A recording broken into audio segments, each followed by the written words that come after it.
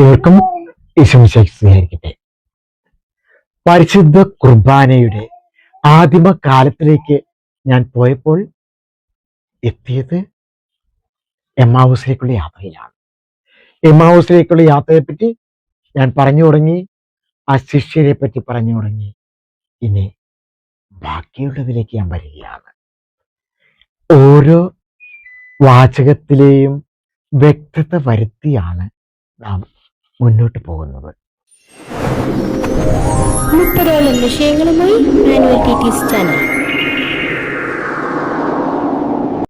സെഹിയോൻ ശാലയിലെ അന്ത്യത്താഴ വേളയിൽ യഹൂദാചാര പ്രകാരമുള്ള 1-ാം കോപ്പവീഞ്ഞ്, 2-ാം കോപ്പവീഞ്ഞ്, 3-ാം കോപ്പവീഞ്ഞ്, 4-ാം കോപ്പവീഞ്ഞ്, അതിന്റെ ആചാരപ്രകാരം പുറപ്പാട് പുസ്തകം 6-ാം അധ്യായം 6a, 6-ാം അധ്യായം 6b, 6-ാം അധ്യായം 7, 6-ാം അധ്യായം 7 എന്നീ വചനങ്ങളിലാണ്. നാം പലപ്പോഴും ഈ 4 കോപ്പ വീഞ്ഞുകളെ പറ്റി നാം അറിഞ്ഞിട്ടില്ല. കാരണം നാം അന്ത്യത്താഴ്വേളയിലും പെസഹ വ്യാഴാഴ്ചകളിലും നാം അതിലൂടെ കടന്നു പോവുകയാണ്. നാം ഇപ്പോൾ ആ വീഞ്ഞിലൂടെ നാം കടന്നു പോവുകയാണ്. ഞാൻ സീനായ് മലയിൽ നിന്നല്ല ഞാനിപ്പോൾ തുടങ്ങുന്നത്. ഈജിപ്തിൽ നിന്ന് മോശയുടെ നേതൃത്വത്തിൽ കർത്താവ് ഇസ്രായേലിയരെ മോചിപ്പിച്ച ആ ദിവസം, പെസഹ ദിവസമായി യഹൂദർ കൊണ്ടാടുന്ന ദിവസം, ആ ദിവസത്തിൽ ചെയ്യേണ്ടതും ചെയ്തതുമായ കാര്യങ്ങളെയാണ് ഞാൻ ഈ 4 കോപ്പ വീഞ്ഞുകളായി തരുന്നത്. 1-ാം കോപ്പ വീഞ്ഞുയർത്തി മോശ പറയുന്നത് കർത്താവിനോട്, ദൈവത്തിനോട്, ഈജിപ്തുകാർ ചുമത്തിയ ഭാരം നീക്കി നിങ്ങളെ ഞാൻ മോചിപ്പിക്കും. കർത്താവിന്റെ വചനമാണ്. അടുത്തതായി 2-ാം കോപ്പ വീഞ്ഞെടുക്കുകയാണ്. നിങ്ങളുടെ അടിമത്തത്തിൽ നിന്ന് നിങ്ങളെ ഞാൻ സ്വതന്ത്രരാക്കും. അതും കർത്താവ് പറഞ്ഞതാണ്. 3-ാം കോപ്പ വീഞ്ഞെടുത്ത് പറയുകയാണ്, ഞാൻ നിങ്ങളെ വീണ്ടെടുക്കുമെന്ന്. വീണ്ടും 4-ാം കോപ്പ വീഞ്ഞെടുത്ത് പറയുകയാണ്, ഞാൻ നിങ്ങളെ എൻ്റെ ജനമായി സ്വീകരിക്കും, ഞാൻ നിങ്ങളുടെ ദൈവമായിരിക്കും. അങ്ങനെ 4 കോപ്പ വീഞ്ഞ് കഴിച്ചുകൊണ്ടാണ് പെസഹ വിരുന്ന് ആഘോഷിക്കുന്നത്.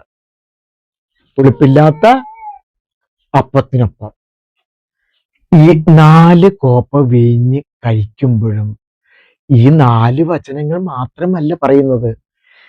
കാരണം ഒരു കുടുംബത്തിലെ ഏറ്റവും മുതിർന്ന ആള് ഏറ്റവും ഇളയ ആൾക്ക് നൽകുന്ന ചരിത്രമായിരിക്കും. ഇസ്രായേൽ ജനം ഈജിപ്തിൽ നിന്നും കാനാൻ ദേശത്തേക്ക് എത്തിയ ആ കാലയളവിനെ പറ്റി പറയുന്നതാണ് പെസഹ വിരുന്നിൽ. മോസസിലൂടെ കർത്താവ് സംസാരിക്കുമ്പോൾ ഈ 4 കോപ്പ കഴിക്കുമ്പോഴുള്ള വചനങ്ങളല്ല മോസസ് പറഞ്ഞിട്ടുള്ളത്. അതിനിടയ്ക്കെല്ലാം വിശദമായ ചരിത്രങ്ങൾ പറഞ്ഞിട്ടുണ്ട്. അവിടെയാണ് വിശുദ്ധ യോഹന്നാന്റെ സുവിശേഷത്തിലേക്ക് നമ്മെ എത്തിക്കുന്നത്. വിശുദ്ധ യോഹന്നാന്റെ സുവിശേഷത്തിൽ ഈശോയുടെ ദീർഘമായ പ്രഖ്യാപനം ഇതിന്റെ വ്യാഖ്യാനം തന്നെയല്ലേ പുതിയ ഉടമ്പടിയുടേത്. നമ്മളും ഈശോയുമായുള്ള ഉടമ്പടിയുടേതാണ്. ശിഷ്യരുടേതാണെങ്കിലും അത് നമ്മളെ റെപ്രസെന്റ് ചെയ്താണ്. ഈശോ 3-ാം കോപ്പ വരെയേ കുടിച്ചുള്ളൂ, 4-മത്തേത് കുടിച്ചില്ല. പകരമായി 4-ാം കോപ്പ തൻ്റെ കൂടെ ഇരിക്കുന്നവർക്ക്, തൻ്റെ കൂടെ ഇരുന്ന ശിഷ്യർക്ക് വേണ്ടി ചിന്തപ്പെടുന്ന തൻ്റെ രക്തത്താലുള്ള പുതിയ ഉടമ്പടിയായി പങ്കുവയ്ക്കുകയായിരുന്നു. കാൽവരി മലയുടെ ഉച്ചിയിൽ ക്രിസ്തുവിന്റെ മരണത്തോടൊപ്പം ഈശോ തൻ്റെ അവസാന പെസഹായിൽ പുതിയ വചനങ്ങൾ ചേർത്തുകൊണ്ട് പെസഹ വിരുന്ന് നവമാക്കി പുതുക്കി നിശ്ചയിച്ചു. വീണ്ടും ഒരു ചോര ചീന്തലുകൾ അവിടെ ഇല്ല. ഇനിയില്ല. പെസഹ കുഞ്ഞാടിന്റെ മുഴുവൻ രക്തവും ചിന്തിക്കഴിഞ്ഞു കാൽവരി മലയിൽ. നമ്മൾക്ക് വേണ്ടി, നമ്മൾ ചെയ്തു കൂട്ടിയ പാപങ്ങൾക്ക് വേണ്ടി, ലോകത്തിന് വേണ്ടി. പരിശുദ്ധ കുർബാന രക്തരഹിത ബലിയാണ്, ക്രിസ്തുവിന്റെ യഥാർത്ഥ സാന്നിധ്യത്തിലുള്ള ബലി. പഴയ ഉടമ്പടി ഈജിപ്തിൽ നിന്നുള്ള ഇസ്രായേൽ ജനത്തിന്റെ മോചനത്തിൻ്റെതാണെങ്കിൽ, ഈശോ സ്ഥാപിച്ച പുതിയ ഉടമ്പടി പുതിയ ഇസ്രായേലായ സഭയുടെ, ലോകത്തിന്റെ പാപങ്ങളുടെ അടിമത്തത്തിൽ നിന്നുള്ള മോചനത്തിൻ്റെതാണ്. യഹൂദാചാരപ്രകാരമുള്ള ക്രമപ്രകാരം പതിവ് വചനത്തോടൊപ്പം പെസഹ കുഞ്ഞാടിനും പുളിപ്പില്ലാത്ത അപ്പത്തിനും പകരം തൻ്റെ തന്നെ ശരീരവും രക്തവും അതേ അടയാളത്തിൽ ഈശോ കൃതജ്ഞതാ സ്തോത്രം ചൊല്ലി ഭാഗിച്ച് അപ്പോസ്തലന്മാർക്ക് കൊടുത്തതിന് ശേഷം പറഞ്ഞു, സത്യമായി ഞാൻ നിങ്ങളോട് പറയുന്നു, ദൈവരാജ്യത്തിൽ ഞാൻ ഇത് നവമായി പാനം ചെയ്യുന്ന ദിവസം വരെ മുന്തിരിയുടെ ഫലത്തിൽ നിന്ന് ഇനി ഞാൻ കുടിക്കുകയില്ല. വിശുദ്ധ മാർക്കോസിന്റെ സുവിശേഷം 14-ാം അധ്യായം 25-ാം വാക്യമാണ്. വിശുദ്ധ ലൂക്ക 22:16 പറയുന്നു, ഞാൻ നിങ്ങളോട് പറയുന്നു, ദൈവരാജ്യത്തിൽ ഇത് പൂർത്തിയാകുന്നത് വരെ ഞാൻ ഇനി ഇത് ഭക്ഷിക്കുകയില്ല. ഈശോ ഉയർത്തതിന് ശേഷം എമ്മാവൂസിലേക്കുള്ള യാത്രയിൽ ആണ് വീണ്ടും അത് ആവർത്തിക്കുന്നത്. ഓർമ്മയ്ക്കായി ചെയ്യുവിൻ എന്ന് പറഞ്ഞു. കാരണം ഇത് ലൂക്ക 9-ാം അധ്യായം 27 മുതൽ 32 വരെയുള്ള വചനങ്ങളിൽ പറയുന്നു, ആ ഭക്ഷണം കഴിക്കേണ്ട കാരണം എന്താണെന്ന്. യേശുക്രിസ്തു സഹനത്തിലൂടെ മഹത്വീകൃതനായപ്പോൾ ദൈവരാജ്യം വരുന്നത് ശിഷ്യർ കണ്ടു. ദൈവരാജ്യത്തിലെ പൂർത്തീകരണം ഈശോയുടെ മരണഫലമായുള്ള പുതിയ ഉടമ്പടിയാണ്. ഈശോ ഇനി വീണ്ടും അപ്പോസ്തലന്മാരോടൊപ്പം ഭക്ഷിക്കുമ്പോഴേക്കും ദൈവരാജ്യം സ്ഥാപിതമായിരിക്കും എന്നാണ് ആ വചനത്തിലൂടെ പറയുന്നത്. അതായത് ക്രിസ്തുവിന്റെ ഉയർപ്പോടെ ദൈവരാജ്യം പൂർത്തീകരിക്കുകയാണ്. ഈശോ പഴയ പെസഹ ഇനി ആഘോഷിക്കില്ലെന്നാണ് പറഞ്ഞത്. പലരും തെറ്റിദ്ധരിച്ചു, പലരും പല വ്യാഖ്യാനങ്ങൾ കൊടുത്തു. നമ്മുടെ വ്യാഖ്യാനങ്ങൾ എപ്പോഴും കൃത്യതയുള്ളതാവണം.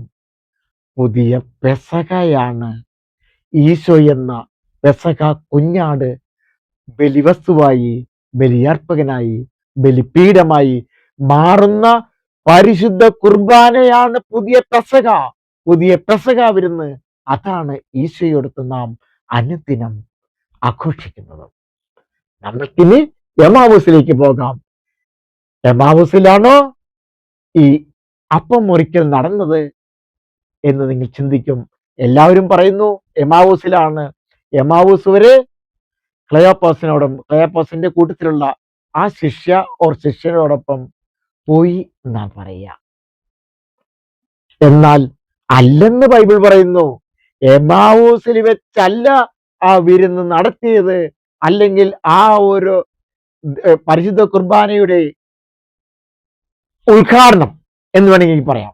ഉദ്ഘാടനം നടത്തിയത് പറയുന്നുണ്ട് അത് പെസഹ വ്യാഴാഴ്ചയാണ് എന്നാണ് പറയുക.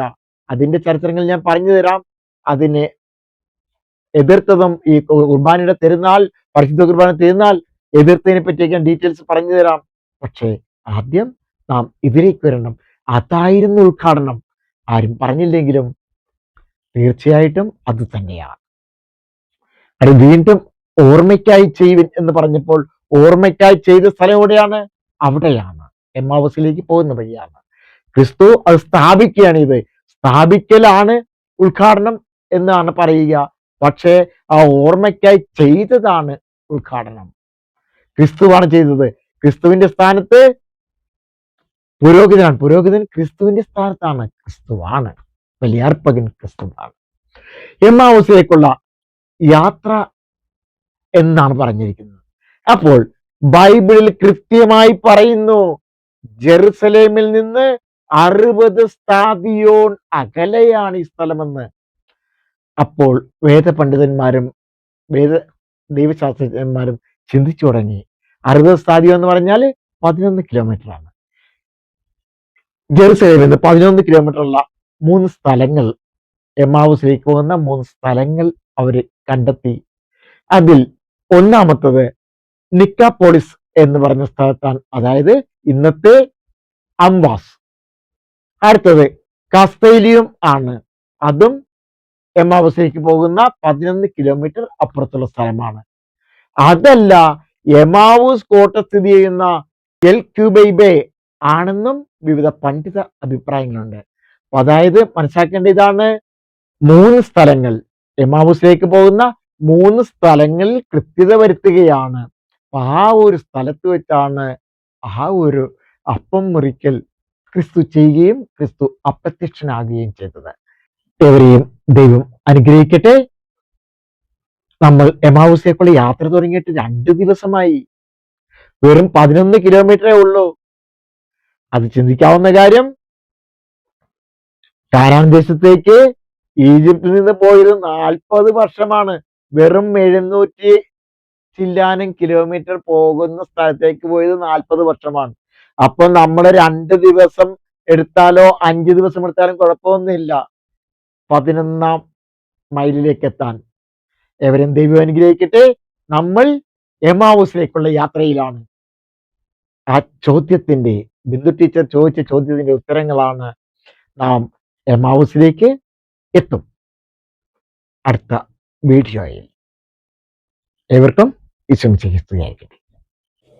ഈ വീഡിയോ നിങ്ങൾക്ക് ഉപകാരപ്രദമായെന്ന് തോന്നിയാൽ മറ്റുള്ളവർക്കും കൂടെ ലഭിക്കുവാൻ ഷെയർ ചെയ്യാൻ മറക്കില്ലല്ലോ.